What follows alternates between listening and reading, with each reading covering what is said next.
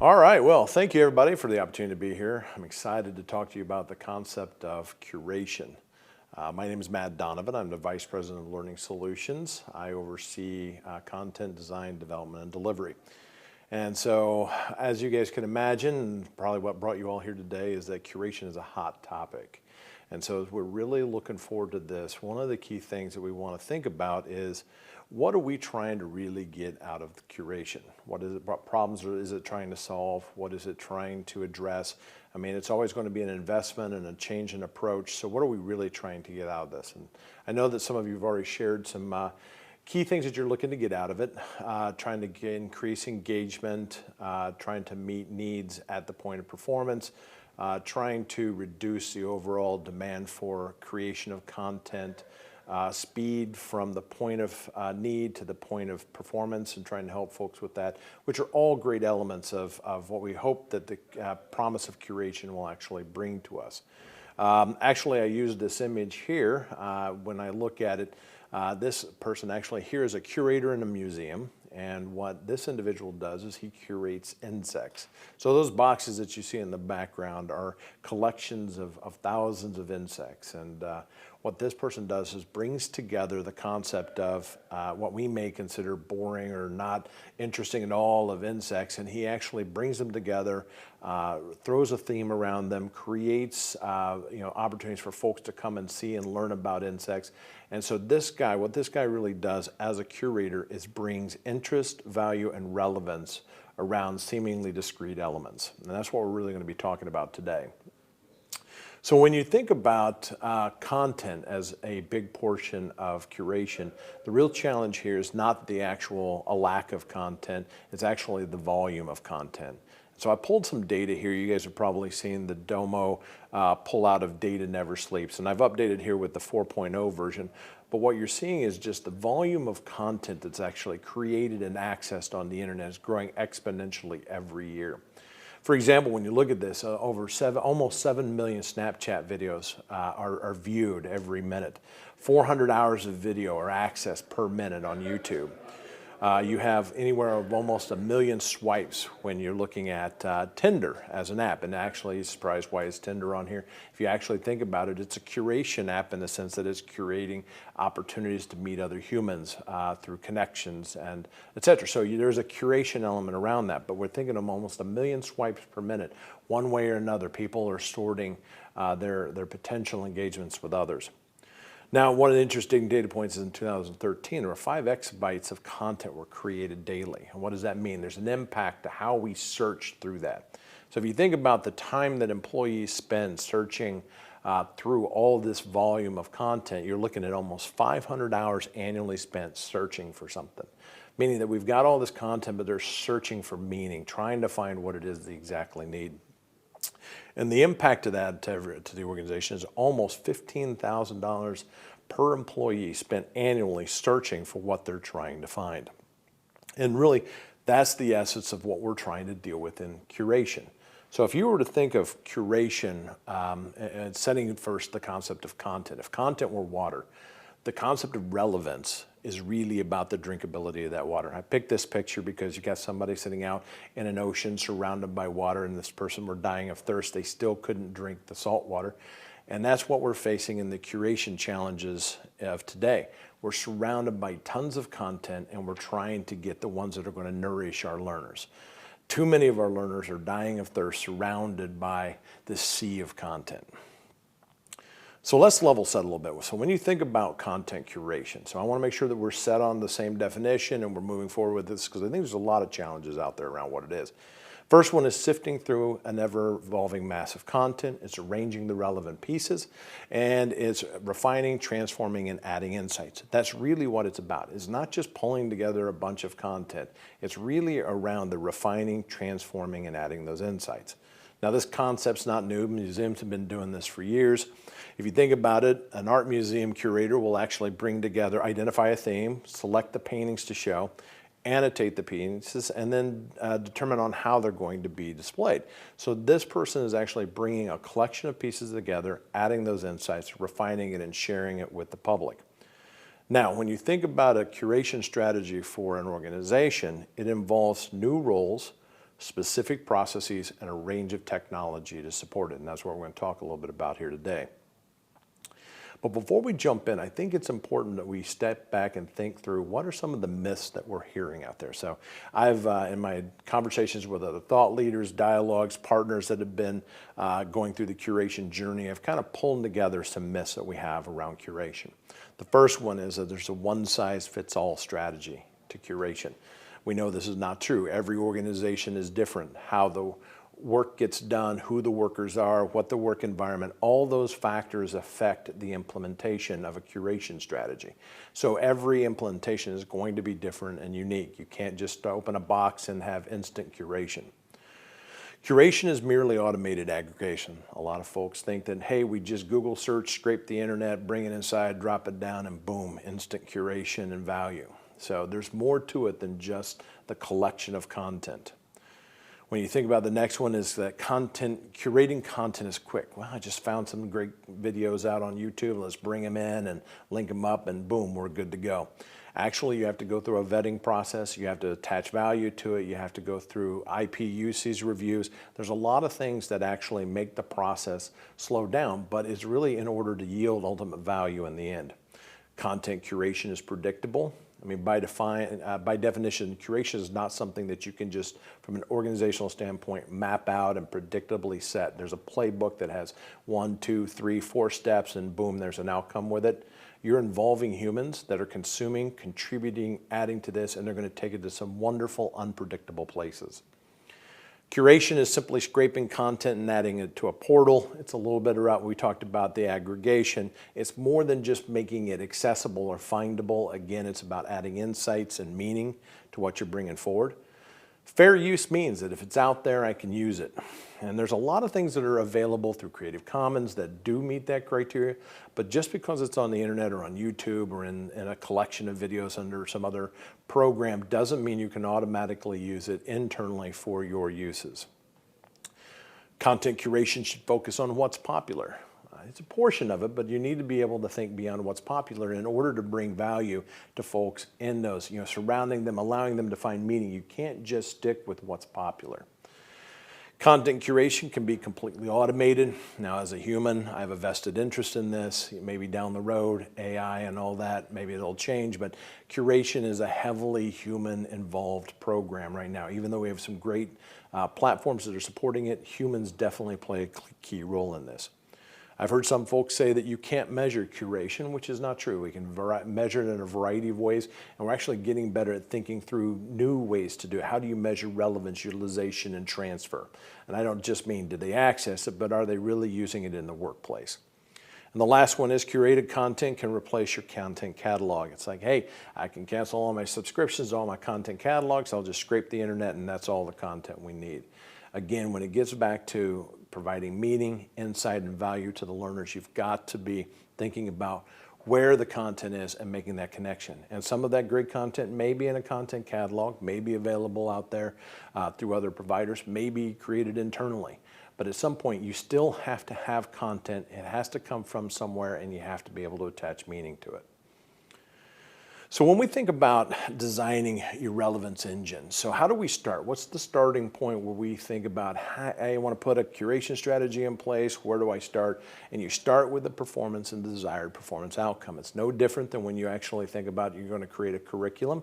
You have to start at the same point with your curation strategy because you're trying to meet them at the moment of relevance, and if they're on the job, work is the point of relevance, one of the key points of relevance. So again, you start off with the performance outcomes, the knowledge tied to those performance outcomes, the behaviors tied to those, and then the accomplishments tied to that core set. When you start with that, you get a jump start on your relevance engine for your learners because they're going to, the things they're tackling on a daily basis, the problems they're trying to solve, you want to be able to bring to the table things that are going to be relevant, helping do that problem solving. So the next thing we want to look at is where you're looking at their moments of need. So we'll start off with that one on this left side. So Conrad Goverson and Bob Mosher do a fantastic job of their framework. There are other frameworks out there, but I like this one because it resonates and it extends beyond the first moment of that learning need, which you think about learning or doing something for the first time. So this is great because it draws out over the time as they evolve in their performance journey, how we can support them. Your curation strategy needs to be designed to not only support them at the first moment of need, but all the way through moments 3, 4, and 5, which are really at performance support. How are you putting the right things in place that are going to allow them to think through their problems, react, respond, contribute, and share with others what they found to be working for them? So again, it's a great map to kind of think through your curation strategy on one side. The other side I'm also recommending is that we need to work with the consumers of curation, so your target audience members. And with them, I'm recommending that we start to educate them on different roles and the roles that they play in the curation strategy. So more than just a consumer, hey, give me this stuff, feed me the content, I'll just consume it. Now they're a part of the overall strategy, and they've got to come to the table thinking about how they're going to curate for themselves, how they're going to contribute to other curated or moderated situations, how they're going to moderate a discussion and bring in curated components to it, how to be a collaborator using curated pieces. So expanding the roles that you see that the learners and the performers play when they're looking at the broad offerings of a curation strategy is critical. So we bring both of those together, extending the moments of need around the curation cycle and also the roles that they play. Now, one additional piece I've added, and you'll see this on the left side with where I've got a C and a D. And what I'm saying is that early on, you'll see more convergence around being able to refine or norm the behavior in the earlier stages, and you'll see more about divergence as you get through the performance support pieces. And what I'm really meaning here is that when you're trying to think through this, you have to have both models, a convergent and a divergent model. And what I mean is that a convergent model is when you're surrounding somebody who maybe is a new hire, you're trying to get performance normed, you're trying to get them up to speed at a performance level that matches others, you're going to provide information to them, you're going to have a directed approach to where it's going to go, you're going to be thinking through it, so it's much more intended to norm their behaviors. And this is what we normally see folks coming out to do. It's a very important part. Matter of fact, a lot of the platforms are intended to support convergent. You like this, you find this valuable, we're going to give you more of these kinds of things. However, for your experts or those innovators or the people outside on the edge who are trying to do something different, you need to offer a mechanism that allows them to be divergent in the types of information they're getting. Things that are less relevant immediately to the point of performance. And that's why you've got to think about both convergent and divergent strategies in your overall approach to curation. So another way to look at it, for example, is if you were thinking about these yellow dots being on the left-hand side, being the types of materials you might provide for a new hire, they're going to be much closer to and reinforcing the desired performance for new hires. On the right-hand side, you look at the blue dots, you're going to see that you're going to have, say, for experts who are trying to innovate, they're going to be things that are further away from that point of relevance to performance, maybe from another industry, another analog related to the concept. You've got to be able to introduce new things that aren't so directly related to your point of performance, because they've got to be able to create, take 2 bits of data and create a third insight. So you've got to be able to reinforce and provide for both situations. Because if you just provide for one, you're going to be missing a large population for the other. Now, one of the keys to be able to do that is thinking through who's going to support this. And so your curation engine needs to really have a good facilitator with it. So I've got obviously the concept of a learning Sherpa, curators, virtual librarians. I could not advocate more for integrating these types of individuals or roles into your organization. Somebody that understands the fabric of how the learning culture in your organization works, is able to make connections for folks, not necessarily provide all the endpoints, but provide support in finding how do I bring those together for the solution I'm looking for. Essentially, these folks are tasked with searching and sifting through this, creating meetings, sharing, engaging with each other, monitor, adjusting, and evolving the overlaying of the actual system. Now, they're not replacing the platform, they're working with the platform, and they're working with other experts to bring in valuable and meaningful items. But these are folks that understand how people connect information to perform. Now, here's a quick example of a performance norming curation. We did a business acumen exercise where we replaced a 3-day class. The idea was to bring forward performance simulations when you're looking at starting off with the backbone of performance simulations first. This is the flipped element of it, that the only thing held constant throughout the entire journey was they needed to be able to complete 5 to 6 progressively complex business acumen scenarios. In addition to that, they had access to a wealth of learning resources that went from a range of topics to how to read an income statement to a way or a model to think through a business acumen problem, and a whole range of these resources. Now, those resources were created, curated, assembled. Learning paths were surrounded around it, but it's a way in which we were trying to norm towards a standard problem-solving approach around business acumen. On the flip side, you'll look at performance evolving, is where we created a space for experts, microbiologists at a variety of water facilities that supported manufacturing plants. And each person had different water qualities. They're trying to solve unique problems for the organisms and the soil and all the other factors that go into water quality in their area. And they needed a place to come together where they could collaborate and say, hey, I've got a problem like this. Have you guys seen anything like this?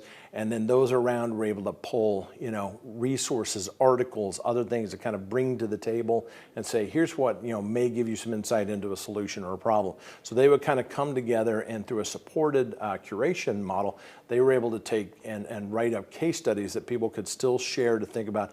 Take a look at these cases, see if it could solve your problem, create new resources that feed into those. So you'll see these two examples show one, how you do a convergent approach and a divergent approach. All right, the last thing I want to talk about is the range of platforms, because there's a lot of platforms out there that are in both in the learning space as well as the other space, and they're great platforms. Each one brings a unique set of features and skill sets, and I'll tell you, most of the folks we work with have all been professional in bringing the product together. So I think it's powerful to think about it, but when you think about the type of platform you're bringing to the table, you can look at differentiated, personalized, and adaptive. Now, you don't have to have a high-end curation platform. There's a lot of value in it, a lot of return in it. You can still do curation with some pretty standard or basic platforms or tools that organizations have. But as you can see, as you move up the curve towards like adaptive, while your investment's also going to get higher, you're also going to get an increase in either customization, experience, analytics, all those kind of things. So don't just think that I have to have, without question, a curation platform to achieve all my needs. The point is, think through what your goal of the curation strategy is, select a platform, try it out, understand as much as you can about it, how it dovetails with what your target audience needs, and making those key decisions. So with that, I think we've kind of done the full journey around thinking around some key elements on curation. We've talked about platforms, we've talked about strategies, we've talked about the people that support it. So again, I thank you for your time today. And obviously, if you have any questions, you can reach out to me at mdonovan@gpstrategies.com. Love to hear from you, any questions you have, and I just love to talk about this stuff. So thanks again for the opportunity.